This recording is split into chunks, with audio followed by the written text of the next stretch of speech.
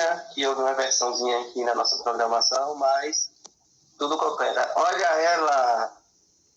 Bem-vinda, amore! Boa noite, povo! Eu consigo ainda me surpreender comigo mesma, né? Eu fiquei aqui viajando nas colocações de Pimentel e eu simplesmente esqueci de mandar o convite. E só quando Tânia apareceu, eu disse, gente, não, na sequência não era eu. Mas enfim, estou aqui, tá? Boa noite, todos me ouvem perfeitamente? Eu quero trazer à tona, primeiro, a discussão. Deixa eu ver meu tempo. Vai ser um bate-papo agora meio que nosso, né? Agora... É que eu estou de branco, que nem você, sintonia. Combinamos. E eu tô de solidariedade, ó. Justo, tá vendo?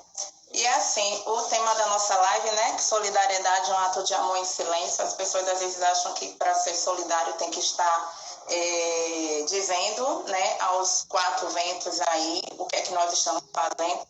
E na verdade nós temos atos de solidariedade todos os dias e eles são silenciosos, mas não deixam de ser solidários. Não é verdade?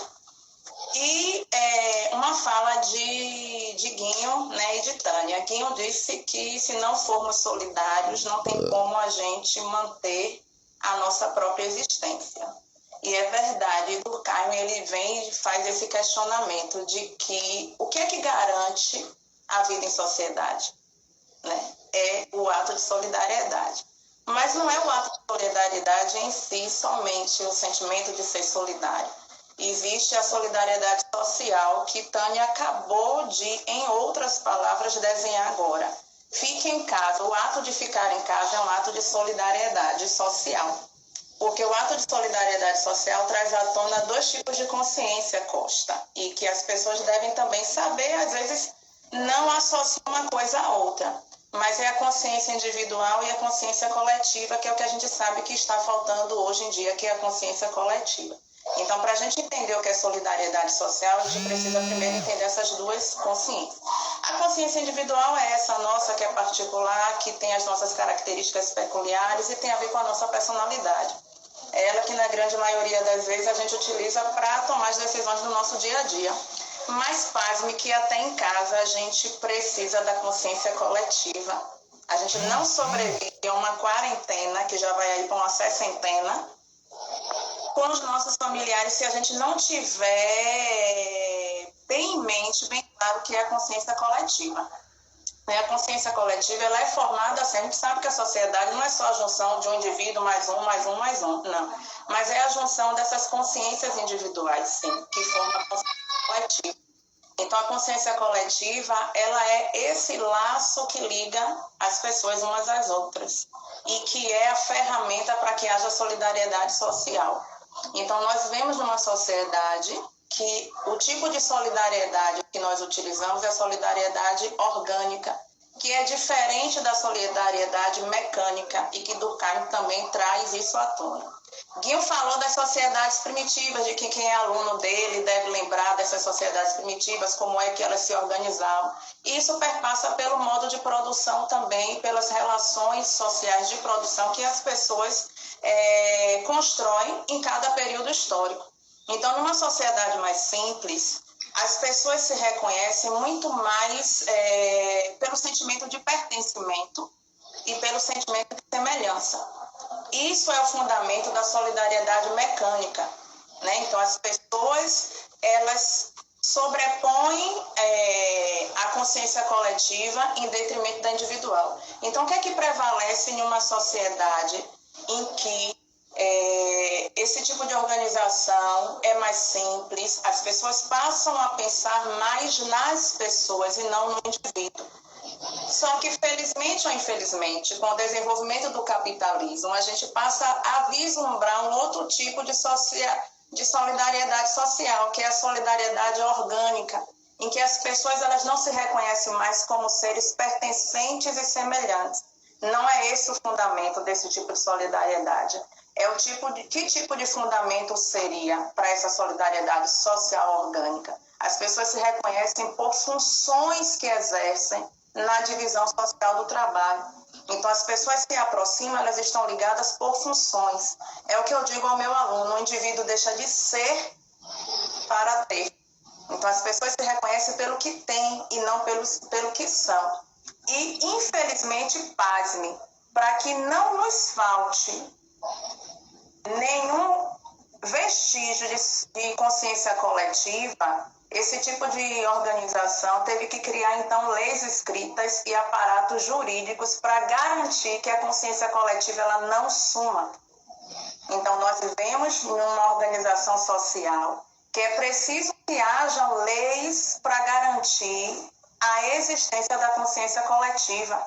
É por isso que a gente vê tanto hoje em dia pessoas tentando se sobrepor o tempo inteiro, sobrepor as suas individualidades, os seus pensamentos, os seus gostos, em detrimento do que é coletivo, do que é bem comum. Porque a consciência coletiva é isso, é pensar no bem comum, né? Onde sentimentos sejam comuns, sentimentos de certo e errado sejam comuns a todos, valores morais também sejam comuns a todos. E a gente sabe que a consciência coletiva ela só pode ser passada de geração em geração e por meio da educação. Olha o papel de nós educadores aqui, de estarmos mostrando para os nossos alunos a importância de se fomentar essa consciência coletiva. Ninguém está aqui dizendo que nós, enquanto indivíduos, não iremos pensar também enquanto indivíduos.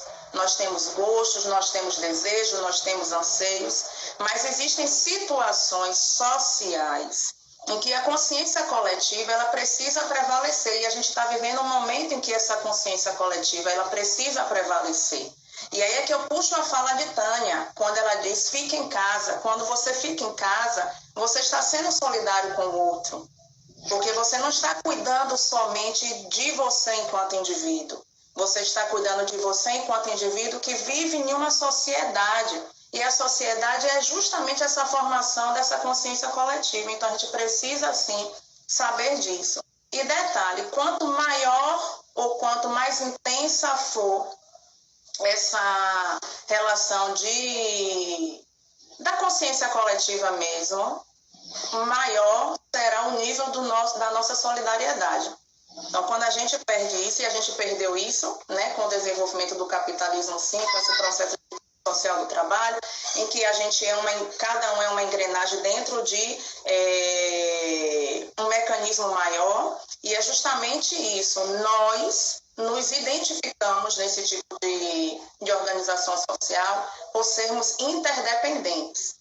Então, a gente sabe, sim, que a minha função ela é tão positiva e necessária quanto a função de uma outra pessoa. É como se fosse um organismo, né? Você sabe que o coração ele vai funcionar se o cérebro estiver funcionando e vice-versa. Mas cada um tem a sua função ali dentro de um organismo. Então, cada um é importante. Agora, a gente não pode deixar também de entender que o conjunto precisa estar harmônico para que aquele organismo funcione.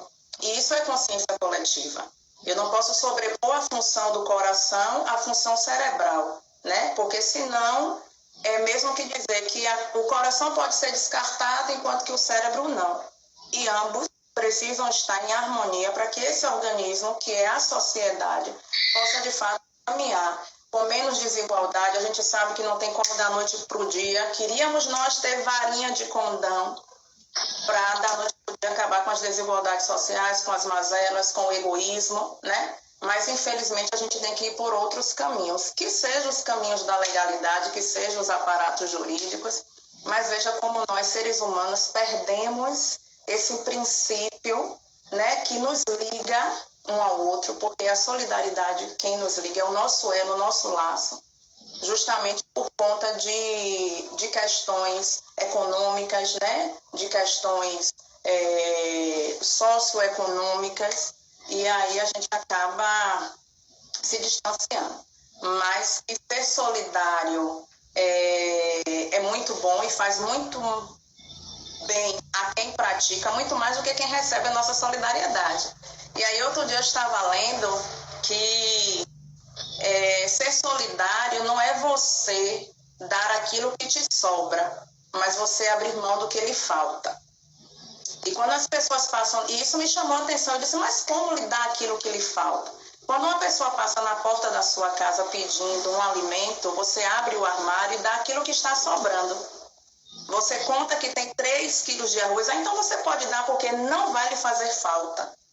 Mas a gente não para pensar justamente que o ser solidário é talvez você abrir mão daquilo que lhe faria falta, mas que vai fazer um bem imenso àquela pessoa que vai estar recebendo, que talvez não tenha comido feijão faz tempo.